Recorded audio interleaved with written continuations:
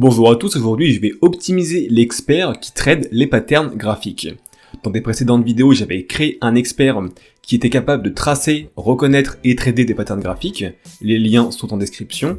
Et bien dans cette vidéo, je vais optimiser cet expert, c'est-à-dire que je vais essayer de trouver les paramètres de l'expert et les symboles tradés les plus rentables. À la fin de cette vidéo, vous pourrez télécharger gratuitement l'expert, le lien est en description. Attention toutefois, l'utilisation de l'expert est limitée au courtier Admiral Market. J'ai mis un lien d'affiliation en description. Je vais commencer par vous présenter le contexte de l'optimisation, c'est-à-dire quel symbole j'ai testé et quels paramètres j'ai fait varier. Puis dans un second temps, je vous montrerai les résultats des optimisations et je vous montrerai des backtests des meilleures combinaisons. Si vous n'avez pas vu les deux premières vidéos, je vous invite vivement à aller les voir, sinon vous ne risquez de ne rien comprendre. J'ai optimisé une dizaine de symboles. Il y a du Forex, des indices européens et américains, des métaux, des matières premières et des actions US. L'optimisation s'est déroulée sur une période d'un peu plus de 3 ans, entre le 1er janvier 2018 et le 1er septembre 2021. Je n'ai pas fait varier les timeframes comme je l'ai fait d'habitude, puisque sinon il y aurait beaucoup trop de combinaisons.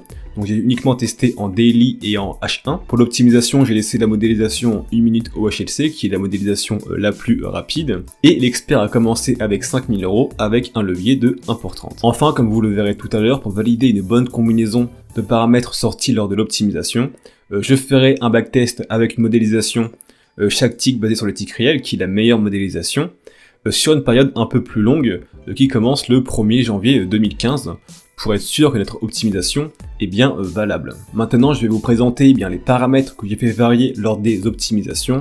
Pour bien comprendre cette partie-là, je vous encourage vraiment à aller voir les deux premières vidéos, sinon vous n'allez vraiment rien comprendre. Pour le groupe pattern qui concerne les paramètres pour tracer et reconnaître les patterns graphiques, j'ai fait varier le paramètre Scan Period Size de 10 à 50 avec un pas de 10. Le paramètre NB Scan Period, je l'ai fait varier de 2 à 5 avec un pas de 1. Et je n'ai pas fait varier le paramètre Epsilon, puisque ça n'a aucun sens de le faire varier, il n'y a qu'une seule valeur possible, c'est la bonne. Donc dans le cas d'une optimisation en daily, je l'ai mis à 1, et dans le cas d'une optimisation en H1, je l'ai mis à 0.3 il me semble, et avec une valeur un peu différente pour le Forex. Ensuite, j'ai évidemment fait varier tous les paramètres du groupe stratégie, c'est l'objet de cette vidéo. Donc pour rappel, si ATBuy est à true, alors dans le cas d'un triangle ascendant, si le prix franchit la résistance, alors l'expert ouvrira un buy. Si ATBuy est à false, dans le cas d'un triangle ascendant, si le prix franchit la résistance, l'expert ne fera rien. Et c'est l'inverse dans le cas d'un sell, si ATSell est à true, alors dans le cas d'un triangle ascendant, si le prix franchit le support, alors l'expert ouvrira un sell. Et si il est à false ATSell, alors dans le cas d'un triangle ascendant, si le prix traverse le support, l'expert ne fera rien. Et c'est exactement la même chose pour les 4 autres patterns graphiques. Enfin, pour le groupe Risk Management, j'ai uniquement fait varier le paramètre Trailing Stop, qui, je le rappelle, exprime un stop loss en pourcentage du prix. Donc je l'ai fait varier de 0.5% à 2% avec un pas à 0.5%. Pour les deux derniers paramètres qui sont Max Loss Slice et Max Margin Slice, ceci sert uniquement à calculer automatiquement le volume à ouvrir. Donc je n'ai pas fait varier ces paramètres puisque ça n'a pas de sens, tout dépend de votre aversion au risque et de ce que vous êtes prêt à perdre par trade. Donc si Max Loss Slice est à 5, alors l'expert calculera un volume à ouvrir qui, en cas de stop loss, vous fera perdre au maximum 5% de votre compte. Et dans le cas de Max Margin Slice, c'est exactement la même logique. Par contre, point de vue marge, donc si vous ouvrez un trade, l'expert ouvrira un volume qui au maximum utilisera 10% de votre marge. Il y a donc en tout un peu plus de 80 000 combinaisons possibles, ce qui fait donc des optimisations avec une modélisation en 1 minute au HLC qui dure à peu près 30 minutes par symbole et par timeframe. Bien, maintenant que je vous ai présenté tout l'environnement de l'optimisation, je vais vous montrer les résultats de ces optimisations, puis les résultats des backtests des meilleures combinaisons. Encore une fois, je ne vais pas présenter chaque colonne issue de l'optimisation, car j'ai déjà fait une vidéo à ce sujet pour bien expliquer comment fonctionne une optimisation avec MT5. Je vous mets le lien également en description si vous voulez aller la voir. Je ne vais pas vous montrer les résultats de toutes les optimisations, puisque certaines n'ont pas été concluantes. Là en l'occurrence vous avez sous les yeux le CAC 40 en daily, mais en H1 celle-ci n'a rien donné, alors qu'en daily on a quand même des résultats assez sympas. Donc là on peut voir qu'en pas plus de 3 ans, la meilleure combinaison a plus que doublé le compte, ce qui n'est pas mal. On a un taux de chute qui est raisonnable, pour moi raisonnable c'est en dessous de 20%, donc ça veut dire que au pire moment, l'expert a perdu maximum 20% du compte. On a un nombre de trades qui est assez limité, donc c'est compliqué de se faire un avis sur une optimisation, sur un backtest qui est ouvert peu de trades. Maintenant on est en daily et les positions sont en général gardées assez longtemps, donc une cinquantaine de trades en 3 ans, ça me paraît pas non plus trop faible. Mais ce qui est vraiment important à regarder sur les résultats d'une optimisation, ce n'est pas les paramètres de la meilleure combinaison, mais c'est les paramètres qu'on retrouve dans les meilleures combinaisons. Ici par exemple vous voyez que le scan period size est à 20 pour les 5-6 meilleures combinaisons, ainsi que le NBC scan period qui est à 2 et que le trading stop qui est à 1.5.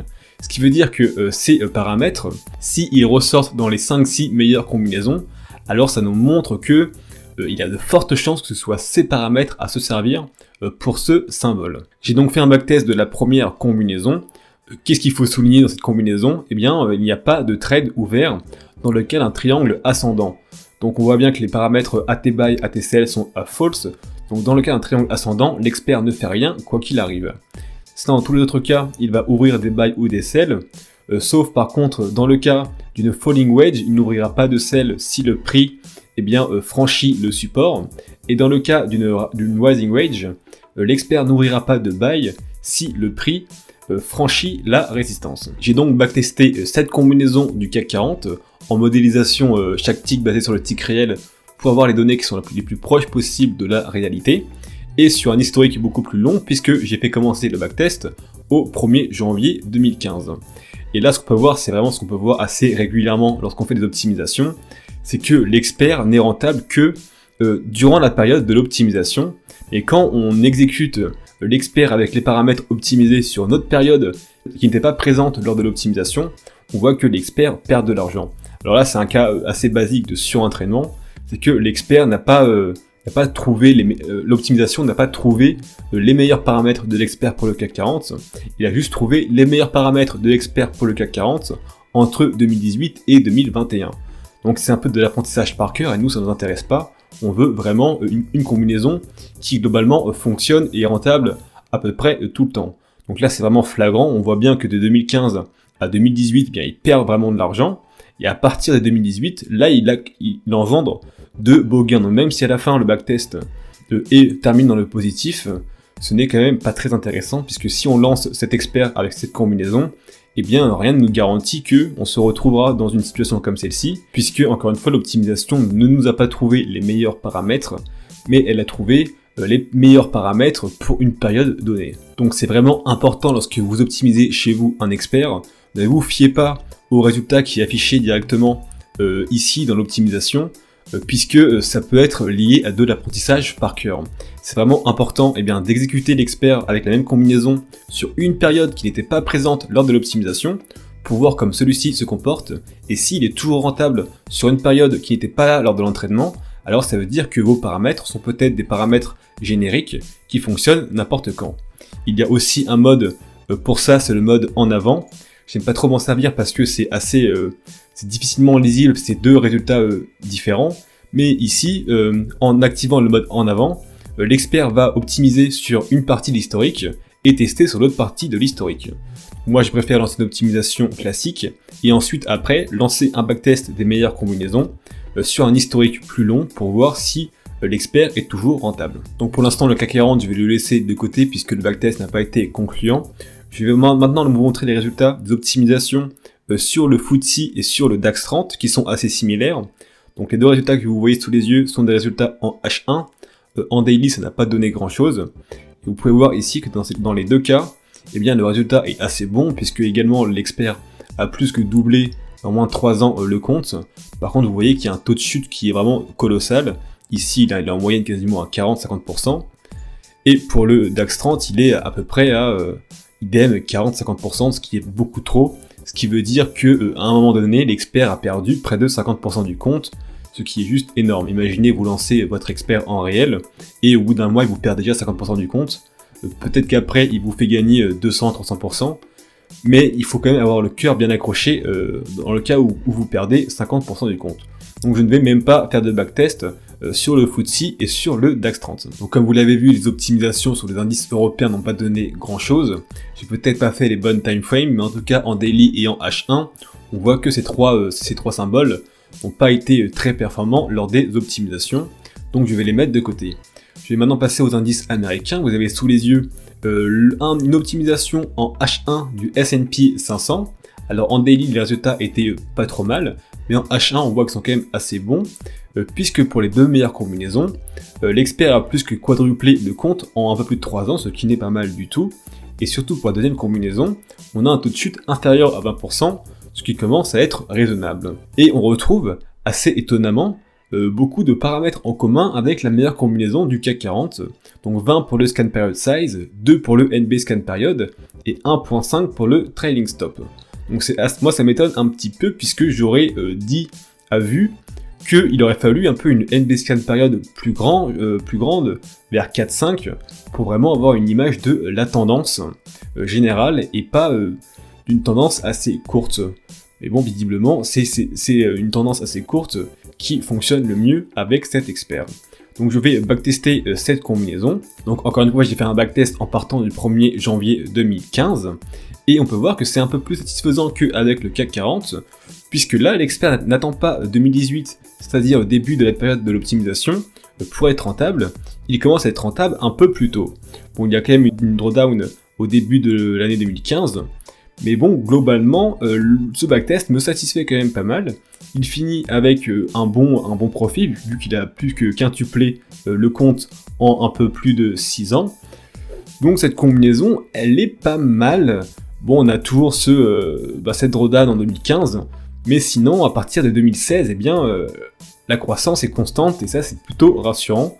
Donc le S&P avec cette combinaison, en H1, c'est pas mal. Vous voyez désormais les résultats du Dow Jones en daily.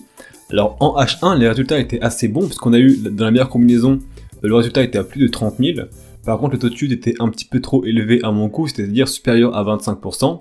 Ici, en daily, certes, on a un résultat inférieur qui est un peu plus, qui est à 11 000, mais au moins, on a un taux de chute vraiment faible, inférieur à 15%, ce qui est vraiment satisfaisant.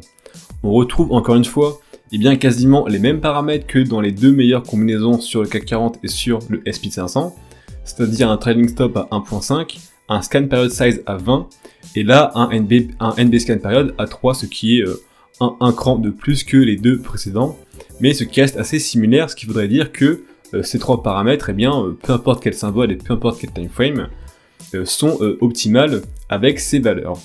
Encore une fois, les triangles ascendants n'ont pas été tradés. Je ne saurais pas trop dire pourquoi, mais visiblement, ils ne sont pas très intéressants avec les symboles que j'ai testés pour le moment.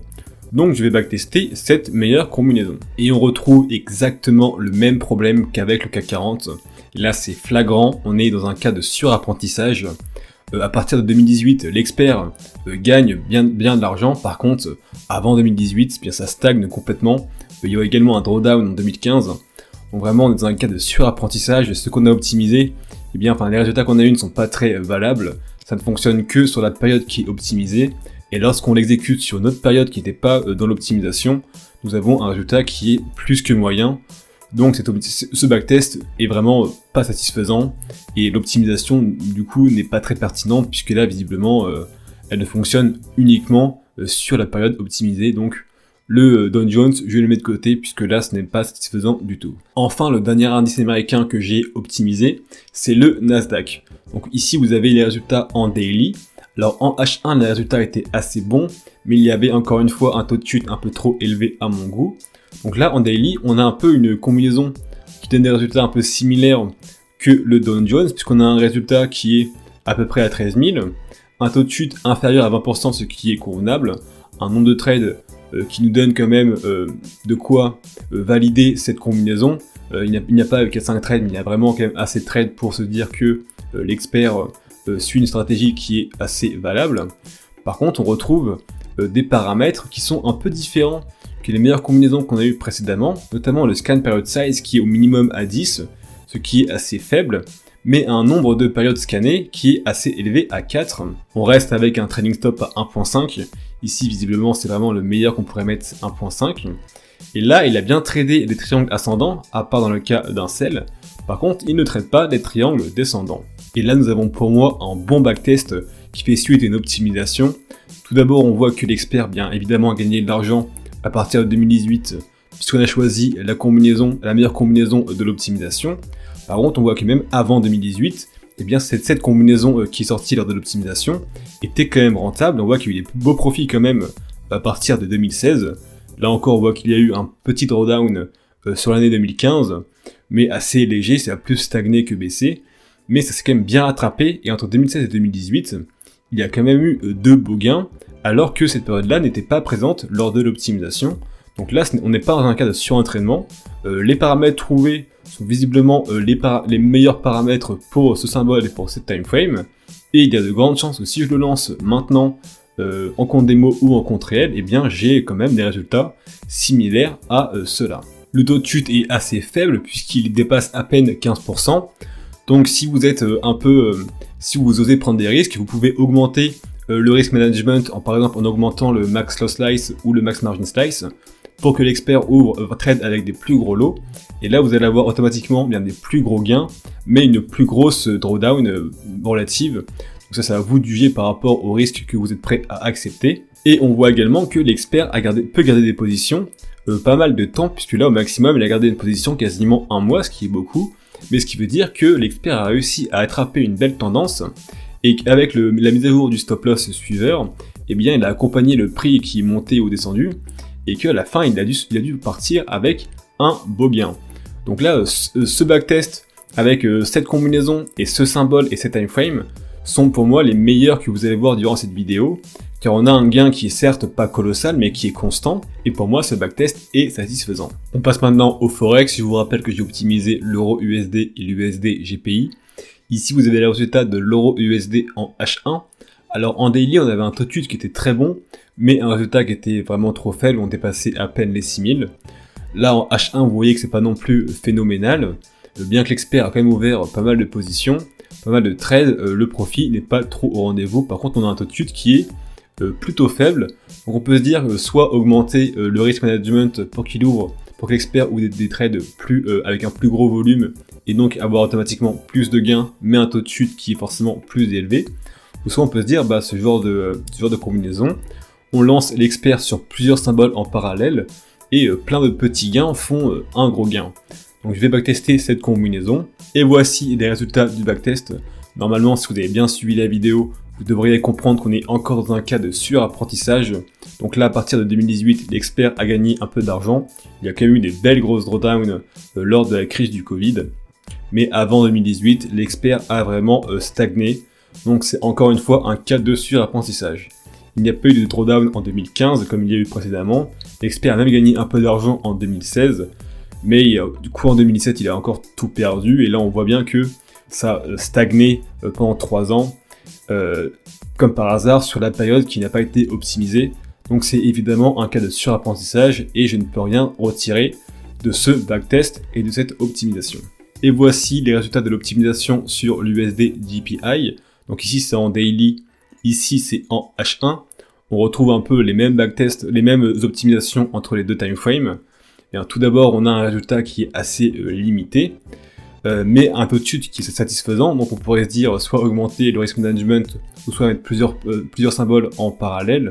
Mais là, ce que je n'aime pas du tout avec cette optimisation, c'est qu'on a un nombre de trades qui est beaucoup trop faible pour se faire un avis. Donc là, on est en H1, on a 40 trades sur la meilleure combinaison, ce n'est vraiment pas suffisant pour se faire un avis.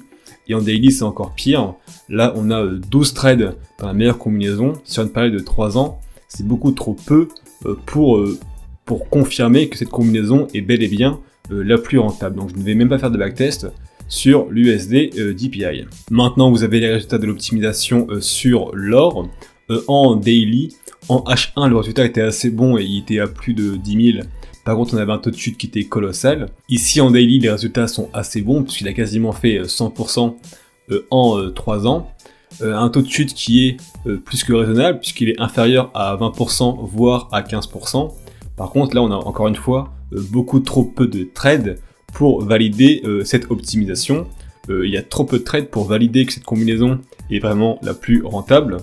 Donc je ne vais même pas backtester l'or, puisqu'il n'y a pas assez d'opportunités pour confirmer que l'expert est rentable sur ce symbole. Vous voyez maintenant les résultats de l'optimisation du crude oil.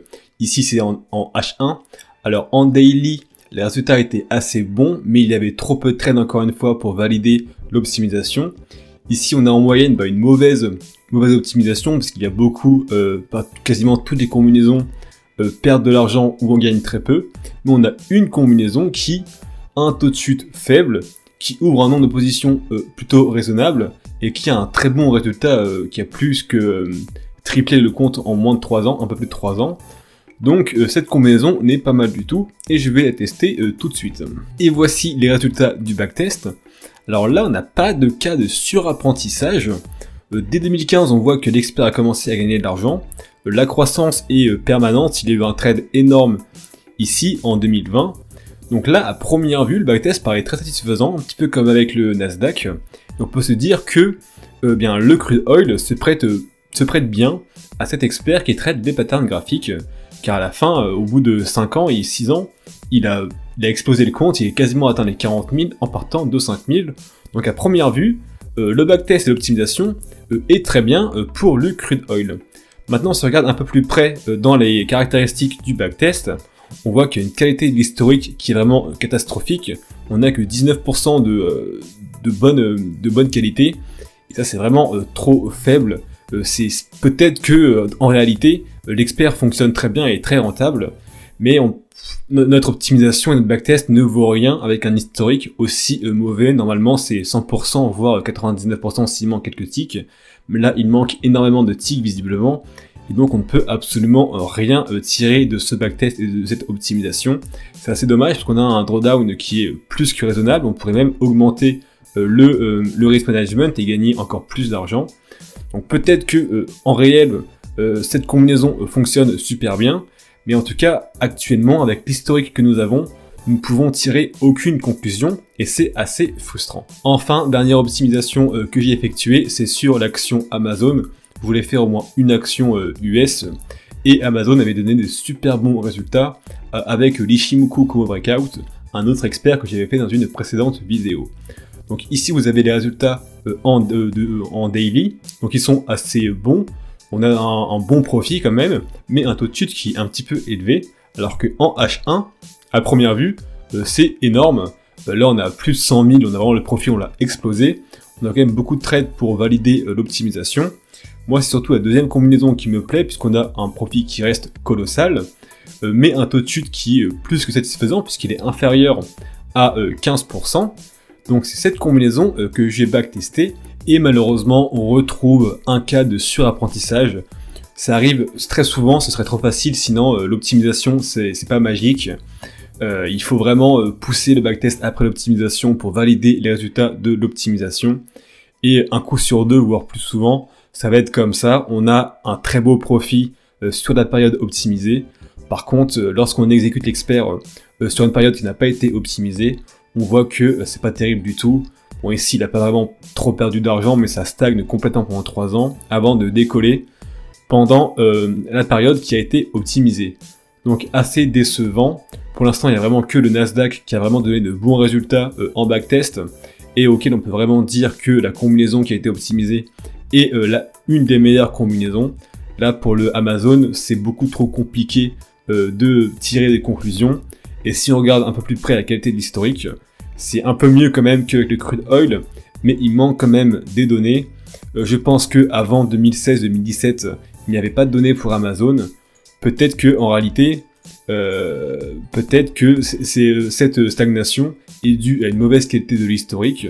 Peut-être que cette combinaison en réel donnera des super bons résultats, mais là, face à ce backtest et face à cette optimisation, on ne peut pas tirer beaucoup de conclusions positives. Moi, j'en tiens plutôt négatives. On est dans un cas de surapprentissage. Il faudrait tester en réel, mais j'y crois pas trop. Donc Amazon, assez décevant. On va plutôt le conserver avec l'Ishimoku Kumo Breakout qui donnait de bien meilleurs résultats. Voilà, c'est la fin de cette vidéo, j'espère qu'elle vous a plu. Je vous rappelle que vous pouvez télécharger gratuitement l'expert, le lien est en description. S'il vous plaît, lisez bien la notice. Je vous invite à pousser un petit peu l'optimisation. Je n'ai fait que quelques symboles et sur 2 timeframes, daily et H1, mais peut-être que en H4 vous pouvez avoir de bons résultats, ou peut-être également sur des timeframes beaucoup plus faibles, comme le M15 ou le M30. Pour ne rien rater, vous pouvez vous abonner à ma chaîne YouTube ou alors à me suivre sur Instagram, le lien est en description. Et si vous souhaitez parler de trading algorithmique en français, vous pouvez également rejoindre mon groupe Facebook, dont le lien est aussi en description.